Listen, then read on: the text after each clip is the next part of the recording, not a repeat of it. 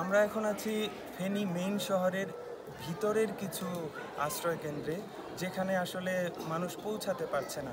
যারা ত্রাণ দিচ্ছেন তাদের উদ্দেশ্যে আমি কিছু বলতে চাই যে আপনারা যারা যেগুলোতে সহজেই রিচ করা যাচ্ছে, যে আশ্রয় কেন্দ্রগুলোতে, সেগুলোতেই দিচ্ছেন, সবাই এক জায়গায় সেখানেই দিচ্ছেন, কিন্তু যেগুলোতে রিচ করা সম্ভব হচ্ছে না, মানুষ পৌঁছাতে পারছে না, একটু কষ্ট করে হলেও এই আশ্রয় কেন্দ্রগুলোতে আসুন। এখানে অনেক মানুষ না খেয়ে আছে। আমরা অল্প কিছু নিয়ে আসছি, শুকনো কাপড় নিয়ে আসছি, এগুলোই মানুষ মানে ভিজা কাপড়ে আছে, এক কাপড়ে আছে, কাপড় নেই। তারা মানে আমরা যেগুলো আনছি এগুলো যথেষ্ট না। আপনারাও আসুন, এই ধরনের যেগুলোতে মানুষ খোঁজ খবর নিন, স্থানীয় মানুষদের সাথে কথা বলুন যে ভিতরে আর কোথায় কোথায় আশ্রয় কেন্দ্র আছে, সেগুলোতে পৌঁছানোর চেষ্টা করুন। আর একটু আপনাদের জানিয়ে রাখি, আমরা আসলে এখন অপেক্ষা করছি এই মেইন শহর থেকে 25-30 কিলোমিটার দূরে ফুলগাজী আর পরশুরামের যে জায়গাগুলো ভয়াবহ অবস্থায় আছে সেখানে যাওয়ার জন্য। সেখানে গতকাল 22 তারিখ সকাল 10টা-11টার মধ্যেও যে বোটগুলো রেস্কিউয়ের জন্য গিয়েছিল, তারাও আসলে আর ফিরে আসতে পারছে না। কেন ফিরে আসতে পারছে না বুঝতে পারছি না। এমনকি সেনাবাহিনীর যে বোটগুলো রেস্কিউয়ের জন্য গিয়েছিল, তারাও অনেকে ফিরে আসতেছে না।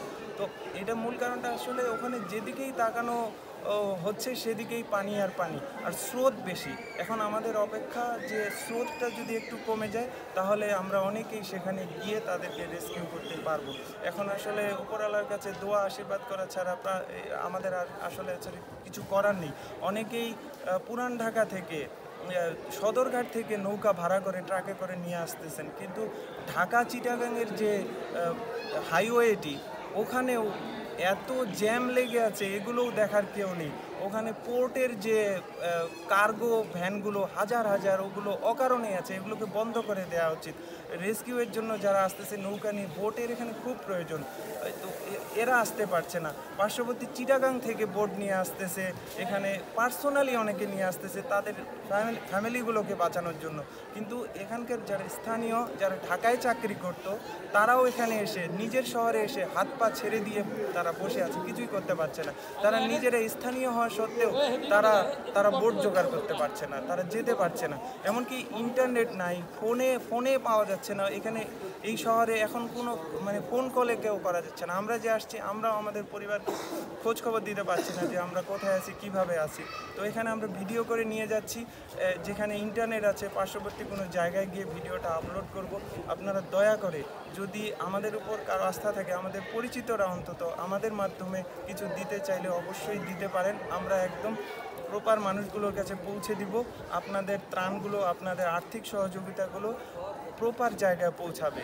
আমি কথা দিচ্ছি, আস্থা রাখেন।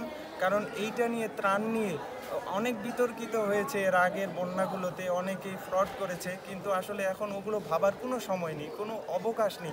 এখন দিতে হবে। প্রয়োজনে আপনি আসেন, আপনি নিজে কিছু কিনে দেন, যেগুলো আমরা এনে পৌঁছে দেব।